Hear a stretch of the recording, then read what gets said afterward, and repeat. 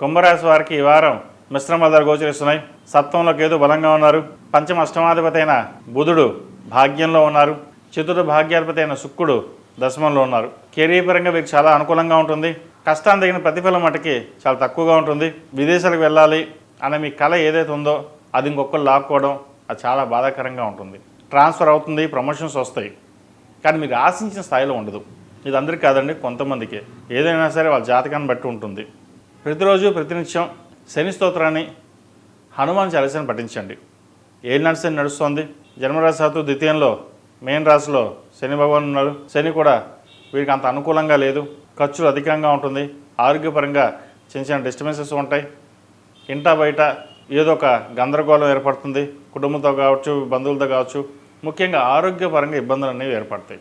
ఉద్యోగపరంగా కాస్త చికాకులు ఉంటాయి. అధికారులతోటి, పై అధికారులతోటి, కింద స్థాయి ఉద్యోగస్తులతో కూడా. వ్యాపారపరంగా అనుకూలంగా ఉంటుంది. వాడికి వచ్చే నష్టం ఏమీ లేదు. ఉద్యోగంలోనే స్థిరత్వం కోసం చేసే ప్రయత్నాలు కాస్త ఆలస్యంగా అయినా వస్తాయి. నూతన ఉద్యోగ ప్రయత్నాలు ప్రస్తుతానికి చేయకుండా ఉండడం మంచిది.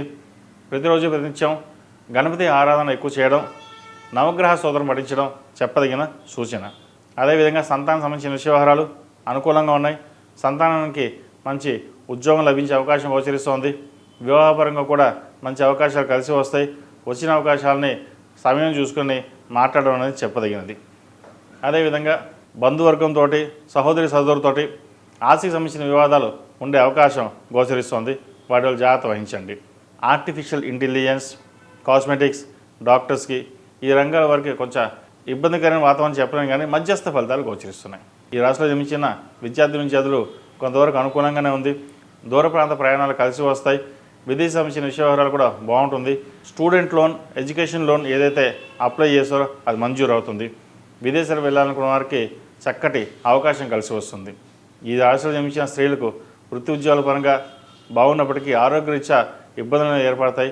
బంధువర్గంతో విభేదాలు, అదేవిధంగా వ్యాపారంలో కొంతవరకు నష్టం వచ్చే అవకాశం గోచరిస్తోంది. ఒకరి మీద బాధ్యత వహిస్తే అది మోసం చేయడం కూడా ఉంటుంది. ఇవన్నీ అందరికీ కాదండి, కొంతమందికి మటుకే. ఎందుకంటే కుంభరాశిలో బోల మంది ఉంటారు, వ్యాపారాలు చక్కగా చేసుకునే వాళ్ళు కూడా ఉంటారు.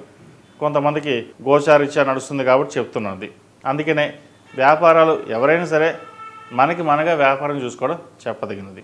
ఈ రాశివారు ఏలినాటి శని నడుస్తుంది కాబట్టి అఘోర పసుపు హోమం చేయించడం, అదేవిధంగా శని స్తోత్రం పఠించడం చెప్పదగిన సూచన.